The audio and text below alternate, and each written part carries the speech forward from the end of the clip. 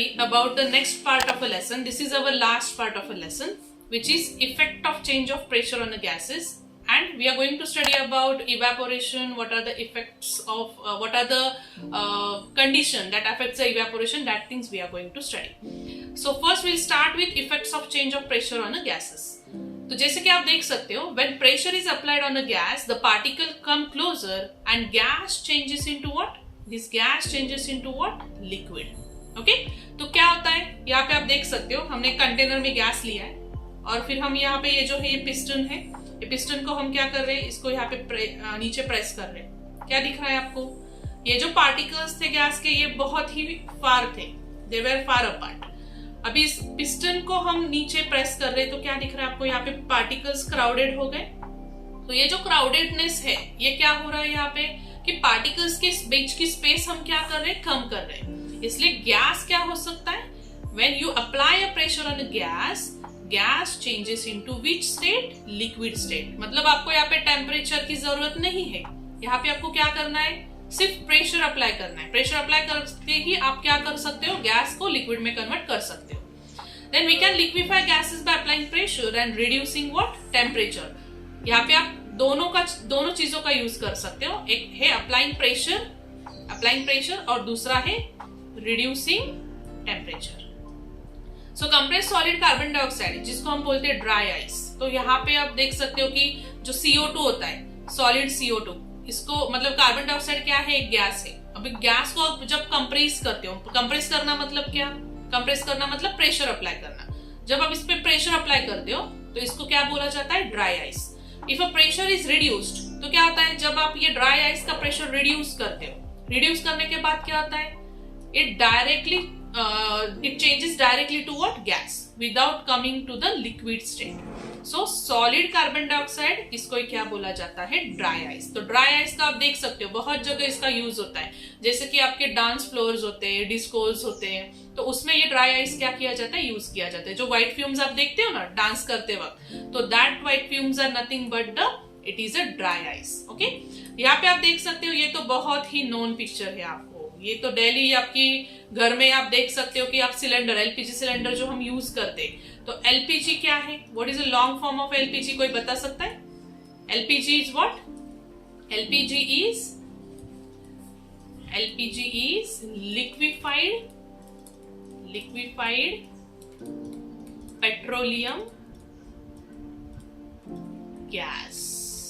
Okay, तो liquefied मतलब ये गैस ही होता है, लेकिन इसको क्या किया है हमने, बहुत ही ज्यादा प्रेशरफुली हमने इस टैंक में उसको भरा हुआ है, इसलिए ये किस में कन्वर्ट हो जाता है, लिक्विड में कन्वर्ट हो जाता है. और जब आप इस गैस को आपको यूज करना है तो आप क्या करते हो, यहाँ पे एक आप इंस्ट्रूमेंट लगाते हो ना, तो इसका जब हम प्रेशर को रिलीज करते हैं तो क्या होता है, ये जो लिक्विड होता है ये लिक्विड किस में कन्वर्ट हो जाता है डायरेक्टली, ये जो लिक्विड फॉर्म में गैस होता है ये क्या हो जाता है वापस, in the form of gas we are using it. Okay, so this is the change of pressure on the gases. Now next part हम देखेंगे inter conversion of 3 states of matter. तो यहाँ पे कुछ वर्ड्स या कुछ डेफिनेशंस आप बोल सकते हो, तो वो डेफिनेशंस हम देख लेंगे. Solid when converts into liquid it's called fusion और melting. Liquid when converts into solid it's called solidification और you can say freezing.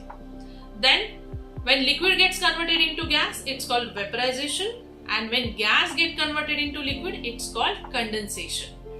Then when gas get converted into solid it's called sublimation or you can say a solidification, and when solid get converted into gas it's called sublimation. यहाँ पे sublimation की जगह आप solidification भी use कर सकते हो. Then these are the states of matter which can be changed by changing temperature or pressure. You can use both the ways, either temperature or pressure. By using these two, you can change the state from solid, liquid and gas. Next हम देखेंगे अभी evaporation के बारे में. तो evaporation is what?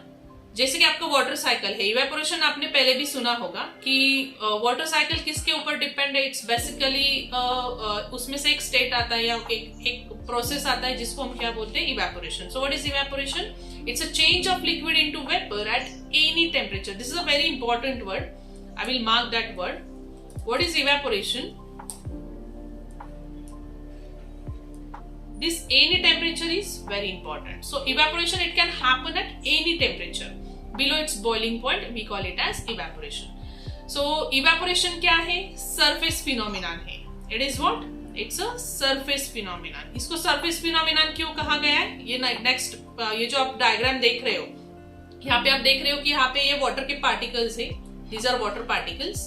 अभी क्या होता है कि सी होता है या रिवर होता है, उसमें क्या होता है जब सनरेज बहुत ही ब्राइट होते हैं, मतलब sun is very bright, at that time what happens, whatever particle which are present at the surface, ये पार्टिकल्स क्या करते हैं, वो हीट को एब्जॉर्ब करते हैं, और हीट को एब्जॉर्ब करने के बाद क्या होता है, this starts, they are having some motion, and this motion is shown like this. Those particles which absorbs the heat, they become lighter, and lighter होने के बाद वो क्या करते हैं, they are going in the form of gas. Okay, so यहाँ पे देख सकते हो कि सारे पार्टिकल जो वाटर के मतलब वाटर के अंदर है, they are not going above.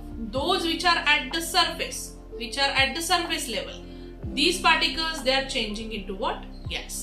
That's why it's called a surface phenomenon. So particles from the surface gain enough energy to overcome the force of attraction. तो ये particles क्या करते हैं, वो heat energy को absorb करते हैं, उनकी एनर्जी इतनी बढ़ जाती है कि फोर्स ऑफ अट्रैक्शन क्या हो जाता है, कम हो जाता है, and it changes into what, vapour state. Now I am going to explain you a very important point which is factor affecting evaporation. आपको इस पे 100% एग्जाम में क्वेश्चन आता है, what are the factor which affects the evaporation. तो rate of evaporation it depends on, तो कौन से 3 फैक्टर है जिस पे रेट ऑफ इवेपोरेशन डिपेंड होता है. एक होता है surface area, temperature, humidity and wind speed. अभी हम देखेंगे कि जब सरफेस एरिया ज्यादा होता है, so if you increase the surface area, rate of evaporation क्या हो जाता है, इंक्रीज हो जाता है. Next, if you increase in temperature, rate of evaporation increases. अभी हम इन 2 चीजों के बारे में देखेंगे. पहले जैसे मैंने आपको बोला, अगर सरफेस एरिया बढ़ जाता है तो रेट ऑफ इवेपोरेशन बढ़ जाता है. इसका एक सिंपल एग्जांपल लेते हैं. जैसे कि हम चाय पीते हैं, तो चाय जब कप में होती है तो वो बहुत गर्म होती है. अगर उसको आप सॉसर में डालते हो तो सॉसर में चाय डालने के बाद क्या हो जाती है, वो जल्दी ठंडी हो जाती है. इसका मतलब हमने क्या किया, सॉसर में चाय को डाल के हमने क्या किया, we have increased the area. We have, जैसे कि सॉसर है, सॉसर में आपने चाय ली तो क्या होगा, सरफेस एरिया बढ़ गया, सरफेस एरिया बढ़ गया, इसलिए रेट ऑफ इवेपोरेशन क्या हो जाता है, बढ़ जाता है. फिर नेक्स्ट, टेम्परेचर. जैसे कि हम देखते हैं कि समर सीजन में हमारे क्लोथ्स जल्दी ड्राई हो जाते हैं. क्यों? क्योंकि तब टेम्परेचर क्या होता है, ज्यादा होता है, इसलिए हमारे जो कपड़े होते हैं, कपड़े में जो भी पानी होता है वो क्या हो जाता है, जल्दी से इवेपोरेट हो जाता है. वही मानसून में क्या होता है, रेनी सीजन में क्या होता है, कपड़े जल्दी सूखते नहीं है. क्यों सूखते नहीं है, क्योंकि ऑलरेडी क्या होता है, टेम्परेचर बहुत कम हो जाता है, या विंटर में भी टाइम लगता है कपड़ों को सूखने के लिए. फिर होता है इंक्रीज इन ह्यूमिडिटी. अभी ह्यूमिडिटी अगर बढ़ जाता है तो रेट ऑफ इवेपोरेशन क्या हो जाता है, डिक्रीज हो जाता है. ये आपको ध्यान में रखना है. Rate of evaporation decreases if the humidity increases. अभी ह्यूमिडिटी का मतलब क्या होता है, ह्यूमिडिटी मतलब amount of water vapour in the atmosphere. Again I repeat, what is humidity, amount of water vapours in the atmosphere. तो humidity increases, the rate of evaporation it decreases. वही हम एग्जांपल ले सकते हैं, जैसे कि मानसून सीजन है. Monsoon season में क्या होता है, ऑलरेडी एटमॉस्फेयर में वाटर वेपर्स होते हैं, इसलिए रेट ऑफ इवेपोरेशन क्या हो जाता है, कम हो जाता है. फिर next is increase in the wind speed. Wind speed बढ़ेगा तो क्या होगा, रेट ऑफ इवेपोरेशन क्या होगा, इंक्रीज होगा. जैसे कि फॉर एग्जांपल, जब हम कपड़े सुखाते, अगर उसको हम फैन के नीचे डालते तो क्या होता है, फैन के नीचे जल्दी सूख जाते हैं. क्यों सूख जाते हैं, क्योंकि स्पीड बढ़ जाती है, विंड स्पीड बढ़ जाती है, इसलिए रेट ऑफ इवेपोरेशन क्या होता है, इंक्रीज होता है. तो अभी हमने 4 फैक्टर्स देखे, surface area, temperature, humidity and wind speed. तो क्या देखा हमने, if area is more, rate of evaporation is more. If temperature is more, rate of evaporation is more. If humidity is more, rate of evaporation is less, and if wind speed is more, rate of evaporation is more. अभी next part देखते हैं हम. यही वही diagram को हमने वापस यहाँ पे देख रहे हैं कि इवेपोरेशन के बाद क्या होता है, सरफेस फिनोमिनन है ये. Again high energy, what happens, this particle they absorbs the heat, उनकी एनर्जी बढ़ जाती है और इनका फोर्स ऑफ अट्रैक्शन कम हो जाता है, and they go into the atmosphere. Okay, और जिनकी एनर्जी कम होती है they remain as a liquid. अभी very important part, consequence of evaporation आप बोल सकते. सो what causes the evaporation? So evaporation causes what? Cooling. So when liquid evaporates, particle of liquid they absorbs the heat from surrounding and evaporates. So surrounding becomes what? Cold. अभी इसका एक simple example लेते हैं, बहुत ही famous example, जैसे कि हम मटकी यूज करते हैं. We are using a earthen pot in the summer. What happens in the earthen pot? वो मटकी में जब हम पानी डालते हैं तो क्या होता है? पानी ठंडा हो जाता है, बराबर. तो पानी कैसे ठंडा होता है कि जो लिक्विड वो टैंक में होता है या फिर जो भी मटकी में जो भी पानी होता है, तो वो पानी क्या करता है, मटकी अगर आप देखते हो तो मटकी में कुछ वाटर स्पेसेस होते हैं, वो कुछ एयर स्पेसेस होते हैं. तो क्या होता है, जो भी अंदर वाले वाटर पार्टिकल्स होते हैं, वो वाटर पार्टिकल्स क्या करते हैं, जब मटकी में पानी रखा जाता है तो पार्टिकल्स क्या करते हैं, वो हीट को एब्जॉर्ब कर लेते हैं. और मटकी के बाहर भी आप देखोगे थोड़ा सा गीला आपको लगेगा, तो वो पार्टिकल्स क्या कर लेते हैं, अंदर वाले पानी की हीट क्या कर लेते हैं, एब्जॉर्ब कर लेते हैं. इसलिए पानी क्या होता है, मटकी में ठंडा होता है. वैसे ही पीपल क्या करते हैं, they are sprinkling water on a roof और open ground, because during evaporation क्या होता है, water is absorbing heat and makes the hot surface what? Cool. फिर समर में वी स्वेट मोर, स्वेटिंग होने के बाद we feel cool. Why? Because वो जो भी स्वेटिंग हो रहा है, वो स्वेटिंग क्या कर रहा है, it is absorbing the heat from your body, इसलिए you are feeling what? Cool. Then wearing cotton clothes in summer keep us cool because cotton absorbs what? Sweat. And when sweat evaporate, it absorbs heat from our body and making our body cool. तो ये आपको give reason में पूछा जाता है, why we are wearing cotton clothes in summer. तो उसका reason आपको क्या करना है, क्या लिखना है आपको इसका रीजन, कि cotton absorbs sweat and sweat evaporates and it absorbs heat from our body making our body what? Cool. तो अभी आप यहाँ पे एक डायग्राम देख सकते हो, how evaporation it causes the cooling. अभी आप देख सकते हो आपके जो कूलर्स होते हैं, तो कूलर्स में क्या होता है, बेसिकली ये जो बाहर की वार्म एयर है, और यहाँ पे आप देख सकते हो एक जो शीट होती है, वो शीट में हम क्या करते हैं, पानी उसमें हम फिलअप करते हैं. फिर वो पानी अगर ये शीट में चला जाता है तो क्या होता है, यहाँ पे देख सकते हो पानी के ड्रॉपलेट्स आपको दिखाए जो कि ये शीट में जा रहे हैं. अभी वार्म एयर जब इसमें एंटर करती है, तो वार्म एयर एंटर करने के बाद क्या होता है, इसमें जो पानी होता है वो पानी क्या कर लेता है, ये वार्म एयर में जो भी हॉटनेस है या हीट है, ये हीट को एब्जॉर्ब कर लेता है, और इसलिए बाहर आते वक्त एयर कैसी आती है, कूल आती है.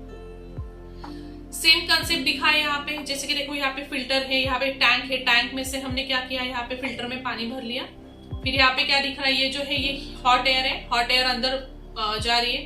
हॉट एयर जो भी है, एयर के पार्टिकल्स से हीट कौन एब्जॉर्ब करेगा, वाटर के पार्टिकल्स. सो वाटर के पार्टिकल इसमें से हीट एब्जॉर्ब कर लेंगे और फिर कूल एयर क्या होगा, यहाँ पे बाहर आएगा. So in this way that cooler works. Okay, so this is the example where we can explain that evaporation it causes what? Cooling. और एक एकदम सिंपल एग्जांपल मैं आपको देखती हूँ. लास्ट एग्जांपल हम डिस्कस करेंगे, जैसे कि ट्री होती है. जब भी समर होता है, समर में हम अगर कोई ट्री के नीचे जाते हैं, ट्री के शेड में जाते हैं, तो क्या होता है, वी आर फीलिंग कूलर, हमें ठीक लगता है ना, या फिर हमें ठंडा लगता है अगर हम ट्री के नीचे खड़े रहते हैं. ऐसे क्यों होता है, क्योंकि ट्रीज भी क्या करती है, दे आर इवेपोरेटिंग, वो हीट वाटर को एब्जॉर्ब करती है और क्या करती है, सराउंडिंग मतलब ट्री के आजू बाजू में जो भी हवा है, वो हवा से वो क्या करती है, उसमें से हीट को पार्टिकल्स मतलब ट्री में से जो भी वाटर बाहर आ रहा है, इवेपोरेट हो रहा है, वो वाटर क्या करता है, एटमॉस्फेयर की हीट एब्जॉर्ब कर लेता है. फिर क्या होता है, ट्री के नीचे आजू बाजू में आपको सब क्या दिखेगा, ठंडा दिखेगा या ठंडा लगेगा. क्यों? क्योंकि वहां पे क्या हो रहा है, evaporation is causing what? Cooling. Okay, so this was our last topic which we have discussed. So if you like the video, you just share this with your friends, like and subscribe our channel. First lesson मैंने आपको एक 3-4 videos में मैंने explain किया है. इसका एक revision lecture भी मैं बनाने वाली हूँ कि शॉर्ट में 10 to 15 मिनट्स में इस लेसन को कैसे आपको स्टडी करना है, वहाँ वो भी वीडियो आने वाला है उसके. लेकिन आपको अगर डिटेल में इसको देखना है तो हमारे चैनल पे जाइए, आपको इसके रिलेटेड सारे वीडियोस मिल जाएंगे. तब तक के लिए थैंक यू.